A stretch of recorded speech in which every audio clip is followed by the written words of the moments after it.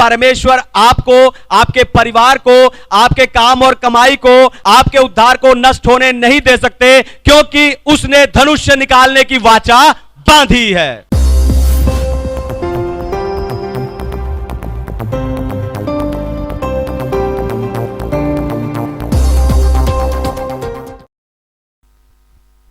Hallelujah. तो आए आज के वचन में चले, पवित्र शास्त्र बाइबल से आज का संदेश सुने। आज का संदेश है वाचा का धनुष या रेनबो। वाचा का धनुष या रेनबो। तो वाचा यानी वायदा। हम सभी वायदे करते हैं। अपने प्रियजनों की बातों को या राज को दूसरों को ना बताने का या उसे छुपा के रखने का हम वायदा करते हैं। अपने पड़ोसियों से कुछ उधार मांगने के समय हम उसे समय पर लौटाने का वायदा करते हैं। बच्चे जब कोई गलती करते हैं तो उन्हें डांटने पर वो फिर से ऐसा नहीं करेंगे, ऐसा वायदा करते हैं। सिर्फ पढ़ने का और बात मानने का वायदा करते हैं। पर क्या आप अपने सारे वायदे निभाते हो? चलो दूसरी तरह से हम देखते हैं, इसे छोड़ते हैं, इस सवाल को छोड़ते हैं, दूसरी तरह से देखते हैं। कभी किसी ने आपके साथ किए हुए वादे को तोड़ा है? हालेलुया। क्या कभी किसी ने आपके साथ किए हुए वायदे को तोड़ा है? उस समय आपको कैसा लगता है? हालेलुया। उस समय आप क्या सोचते हो? आप निरुत्साहित हो जाते हो और कहते हो कि उसने तो वायदा किया था और अपने वायदे को निभाया नहीं है। हालेलुया। उत्पत्ति अध्याय 9 में परमेश्वर नूह और उसके परिवार के साथ, उसके बाद आने वाली पीढ़ियों के साथ और जितने जीव जंतु नाव में से बाहर आए थे, उन सब के साथ, यानी सभी जीवित प्राणियों के साथ परमेश्वर एक वाचा बांधते हैं, एक वायदा करते हैं कि आगे से मैं कभी भी जल प्रलय नहीं करूंगा। हालेलुया। और उस वायदे के लिए वो एक चिन्ह भी देते हैं, मेघ धनुष यानी रेनबो। हालेलुया। उस वायदे के लिए परमेश्वर एक चिन्ह देते हैं, मेघ धनुष यानी रेनबो। तो वाचा का यह धनुष आपके जीवन को कैसे रंगीन कर सकता है, यही बताकर आज मैं आपको उत्साहित करने जा रहा हूं। पर आज के संदेश को बहुत ही ध्यान से सुनिए, क्योंकि इस वचन के बाद चंगाई और छुटकारे के समय में इस वचन के आधार पर ही मैं आप लोगों के लिए प्रार्थना करूंगा, उन सारे रंगों को आपके जीवन में रिलीज करूंगा। लेकिन उससे पहले मैं चाहता हूं कि जितने लोग यहां आत्मिक उत्साह की सभा के संदेश को सुनते हैं और बाद में भी जो इंटरनेट पर स्पिरिचुअल पैशन असेंबली के संदेश को सुनते हैं, हम जोरदार ताली से उनका स्वागत करें।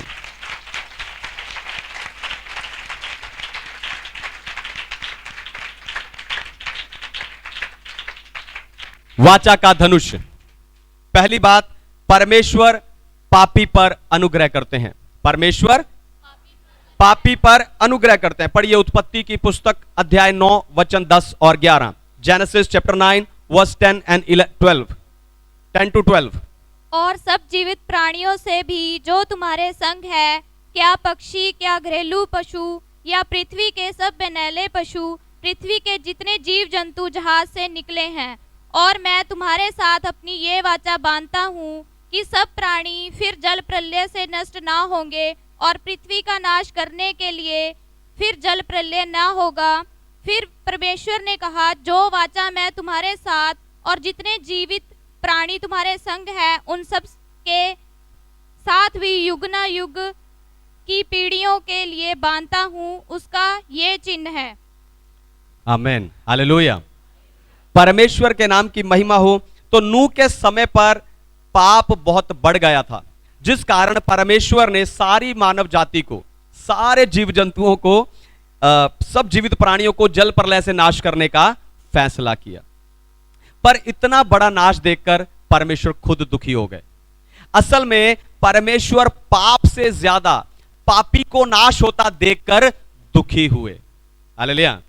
दोबारा सुनिए, ध्यान सुनिए। परमेश्वर पाप से ज्यादा पापी को नाश होता देखकर दुखी हुए। तो इसलिए उन्होंने सभी जीवित प्राणियों से एक वाचा बांधी कि मैं फिर से ऐसा जल प्रलय करके जीवन को खत्म नहीं करूंगा। हालेलुया। और फिर परमेश्वर ने पाप को खत्म करने के लिए और पापी को बचाने के लिए एक नया उपाय सोचा, क्रूस। हालेलुया।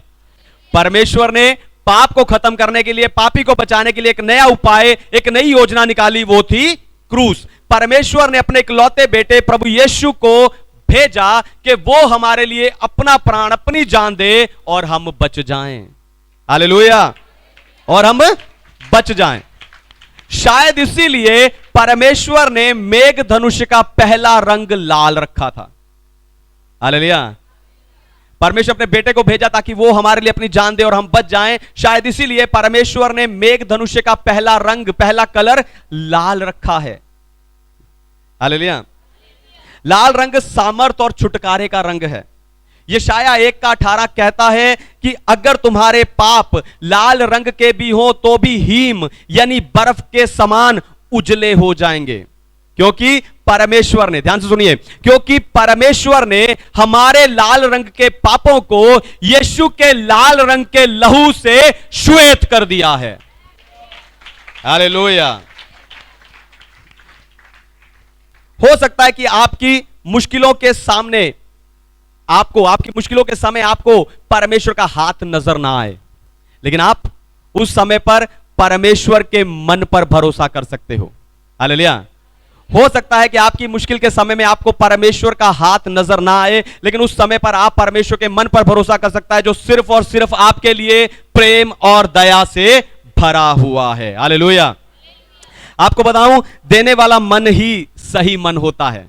सिर्फ देने वाला मन ही सही मन होता है। तो जिसने अपना इकलौता पुत्र ही दे दिया, वो आपसे और क्या रख छोड़ेगा। हालेलुया। हालेलुया। इसी बात से परमेश्वर ने अब्राहम के प्रेम और विश्वास को परखा था। उत्पत्ति अध्याय 22 में परमेश्वर ने अब्राहम से कहा कि अपने इकलौते पुत्र इसहाक को लेकर मोरिया देश के एक पहाड़ पर जाओ और वहां उसे मेरे लिए बलिदान कर दे। परमेश्वर देखना चाहते थे कि मैं अपना इकलौता पुत्र देने के लिए तैयार हूं। पाप को मिटाने के लिए, पापी को बचाने के लिए मैं अपना इकलौता पुत्र इन मनुष्यों के लिए देने के लिए तैयार हूं। पर क्या मनुष्य उतना भरोसा मुझ पर करता है? यह देखने के लिए परमेश्वर ने अब्राहम से कहा, और अब्राहम ने सेम, बिल्कुल डिट्टो वैसा ही किया, और इसलिए अब्राहम हमारे विश्वास का पिता बन गया। हालेलुया। हालेलुया। जो परमेश्वर करना चाहता था वो अब्राहम ने कर दिया, और वो हमारे विश्वास का पिता बन गया। इसलिए परमेश्वर के मन पर जो आपके प्रति प्रेम और हालेलुया दया से भरा है, भरोसा रखिए। दूसरी बात, परमेश्वर ने वाचा बांधी। दूसरी बात, परमेश्वर ने वाचा बांधी। पढ़िए उत्पत्ति अध्याय 9 वचन 13, जेनेसिस चैप्टर 9 वर्स 13। मैंने बादल में अपना धनुष रखा है, वह मेरे और पृथ्वी के बीच में वाचा का चिन्ह होगा। आमीन। परमेश्वर के नाम की महिमा हो।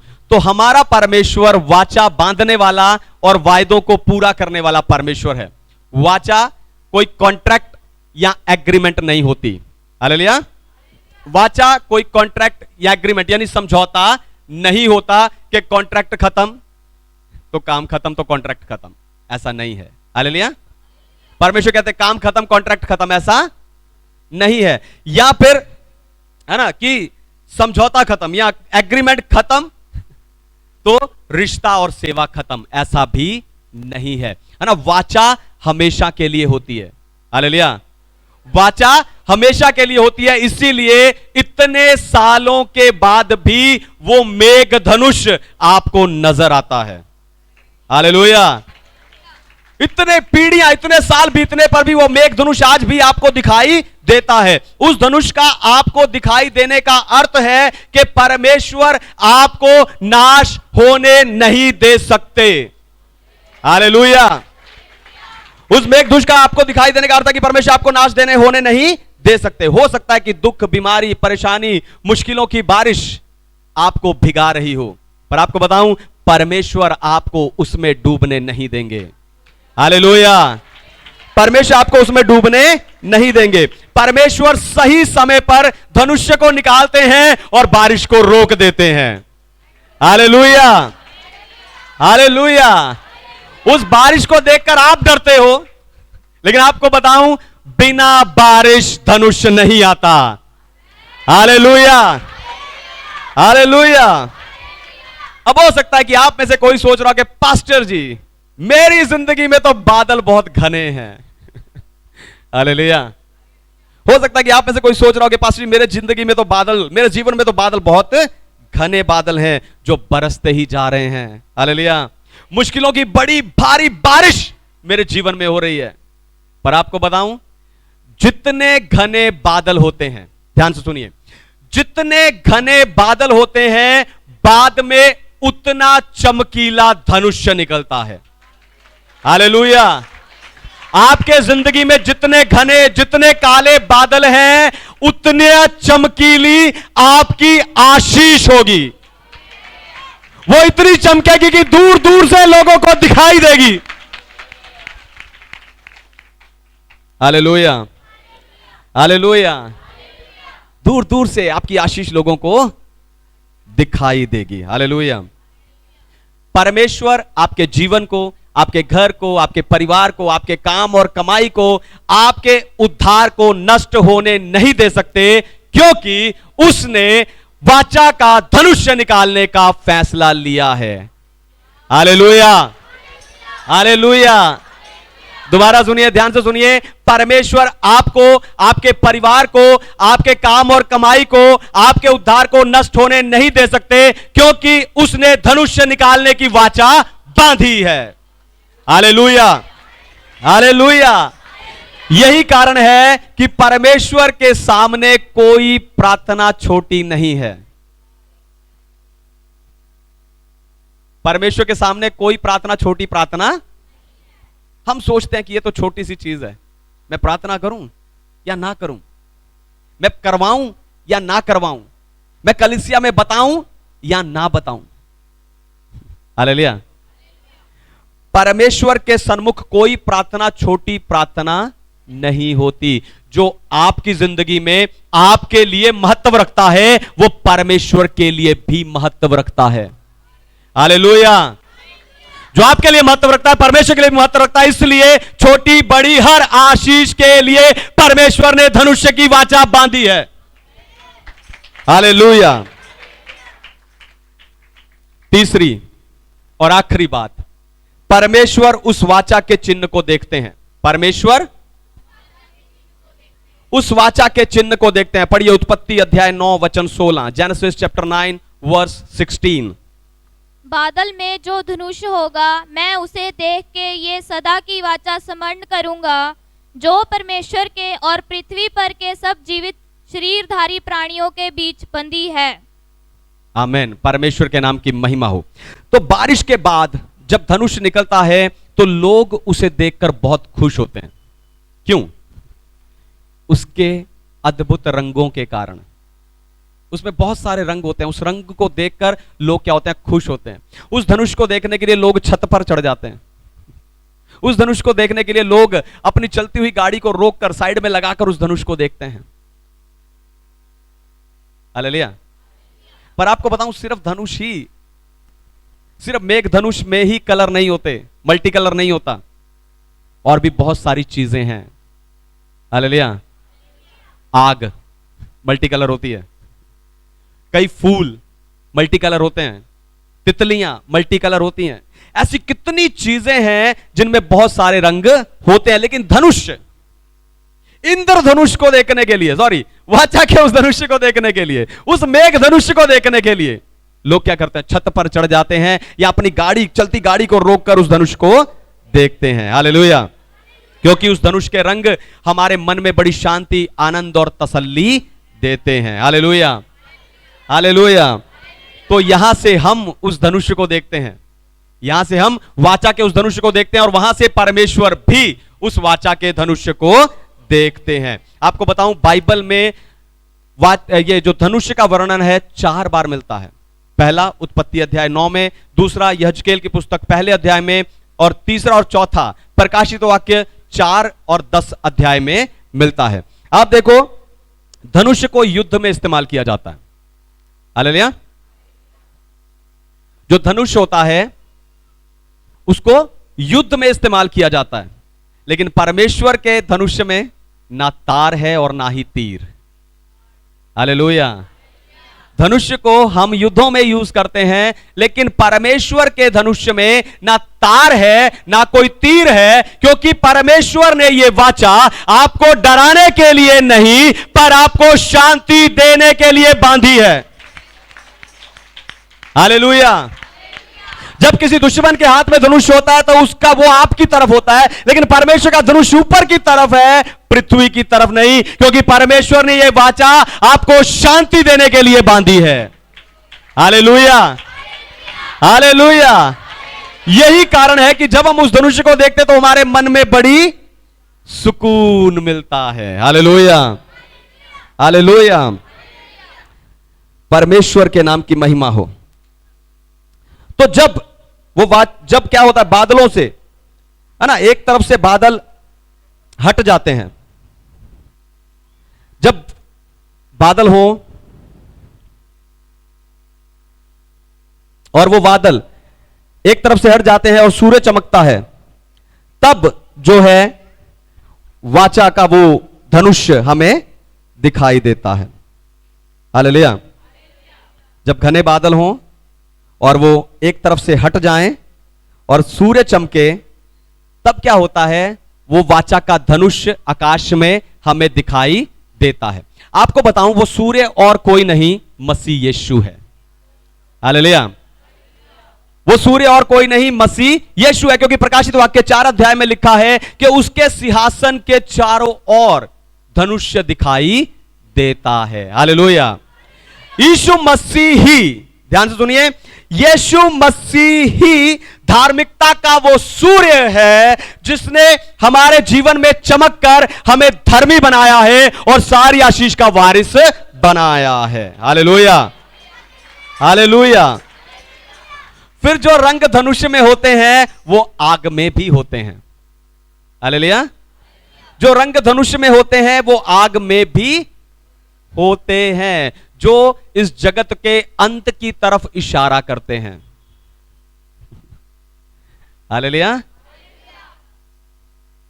जो रंग धनुष में होते हैं वही रंग आग में होते हैं, जो इस जगत के अंत की ओर इशारा करते हैं। बेशक परमेश्वर इस जगत को दोबारा नहीं डुबाएंगे, लेकिन अंत में, ध्यान से सुनिए, लेकिन अंत में परमेश्वर इस जगत का नाश आग से ही करेंगे। हालेलुया।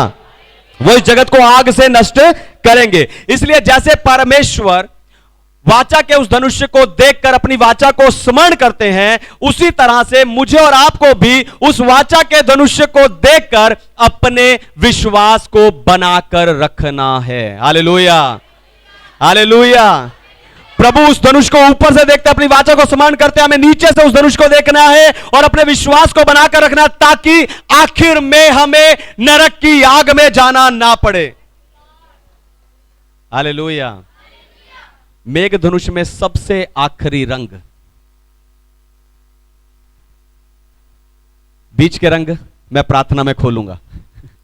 मेघ धनुष में सबसे आखिरी रंग जामुनी होता है। हालेलुया। मेघधनुष में सबसे आखिरी रंग जामुनी होता है और वो रंग बहुत छोटा होता है। पहला रंग लाल रंग बहुत लंबा होता है, लेकिन जामुनी रंग बहुत छोटा होता है। यह जामुनी रंग एक व्यक्ति को और उसके छोटे जीवन को दिखाता है। हालेलुया। दोबारा सुनिए, ध्यान से सुनिए, यह जामुनी रंग एक व्यक्ति को और उसके छोटे जीवन को दिखाता है। इसलिए इस जीवन को परमेश्वर की सेवा और महिमा के लिए इस्तेमाल कीजिए। हालेलुया। हालेलुया। इस जीवन को परमेश्वर की महिमा के लिए और उसकी सेवा के लिए इस्तेमाल कीजिए और अपने जीवन को स्तुति, आराधना, प्रार्थना, वचन के रंगों से भरकर रंगीन बनाकर रखिए। रंगीन बना दीजिए।